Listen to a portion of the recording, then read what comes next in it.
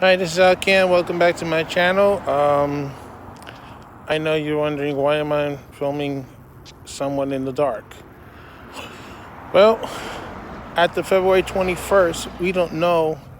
We might be going into the dark, the abyss, or maybe going back to the future. Whereas the current president of the New York City Transit, Andy Byford, has resigned. His resignation won't take effect to February 21st. Unfortunately, it seems that him and the governor seem to be clashing too many times, and I guess he had enough. Well, he's been called that one of the problems Andy Byford had to face. Unfortunately, he had to face it with the same car manufacturer when he was in Toronto. Is Bombardier, whatever the hell it's called. I call it Bombardier because their stuff is bombing. And I hope they never pick them up again on another contract. So, the R-179s, as far as I know, they're still sitting in the yards being checked. Last I checked, there was a stage 2 of the doors being checked.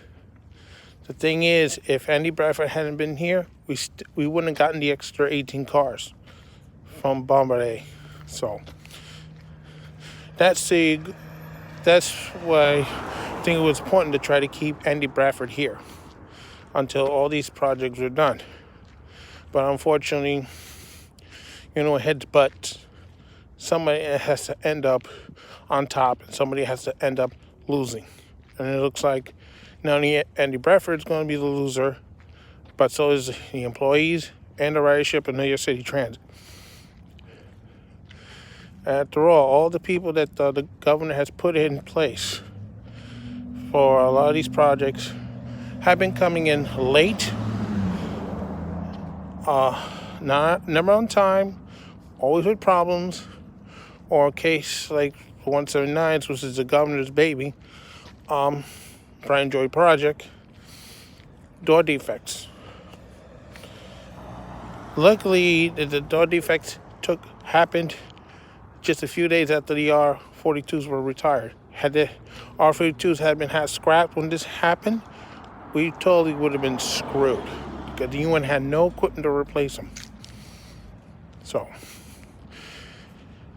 East Side Access is another fiasco, but that's another subject for another time. But we could go by the accomplishments of Andy Byford while he was here. Got the trains running on time. He managed to get the organization back up and running after a disastrous 2017. You may recall the reason why there's an emergency action plan for the subway was a rail job that went horribly wrong. That is a rail job on 125th Street on the A&D line, which resulted in a failure to remove or to secure a rail that was loose, and this rail ended up derailing an A train, causing massive damage and injuries. Luckily, these were R-46s. They was built to withstand this kind of punishment. Had it been the R-44s, the story would have ended it differently. And I know one thing for sure: if anybody would have gotten killed, I'd be screaming bloody murder, asking for the district attorney to prosecute. So, after the summer of hell from 2017, when Andy Byford came in, changes were made. Everything from getting the CBTC back in operation, he had to read the Riot Act a lot of times to the contractors, as well as his own management people. Once again, this is the reason why I'm walking in the dark, because right now we might be walking in the dark after the 21st of February. We don't know who's going to take over. Whatever this person does. If he doesn't follow Andy's blueprints, we're going back into the dark age. So, you got the CBTC finally running on the 7 line. They're dragging their feet there. He told them, they didn't fix it. He was going to send them packing. So they did. Now this 7 lines running with the CBTC. Other projects, including improving the delivery of on-time performance on the trains, increasing the speeds, improving morale for the employees during a very hectic time. That right now the employees is being attacked left and right, assaulted for no reason in some cases. Not long ago, some idiot threw an orange at a bus driver in Manhattan. The window shattered and he was injured. So another workman's comp. These workman's comp cases are costing the agency money. And of course, the ongoing fare beating problem. And the funding problem has been taken care of, because pretty soon, once the house is in order, they got the contract settled. Hopefully now the abuses of overtime that took place from a few years ago will stop, so we don't have some other knucklehead on Long Island Railroad with a measuring tape making $400,000 a year plus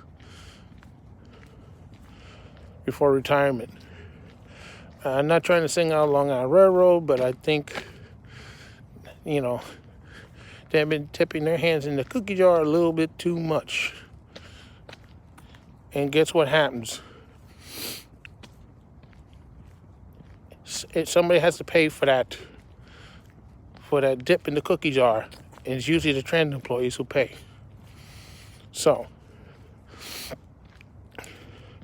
I think you should cherish these last several weeks before he leaves. If you do see him, say hello to him, wish him good luck, and hopefully maybe he'll change his mind. But if not, wish him well. There's a possibility he's going to back to London and work on the underground again. So let's see, we'll say Godspeed, and I guess we'll see you across the pond when you're on the Twitter on the other side. So take care, and thank you, Andy Byford. So this is Al Can saying so long for now. Don't forget to stop. Leave any comments if you want to talk about this any further on the YouTube channel.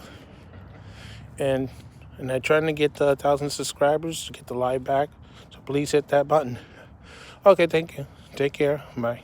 Good night. So long for now, and don't forget to stop.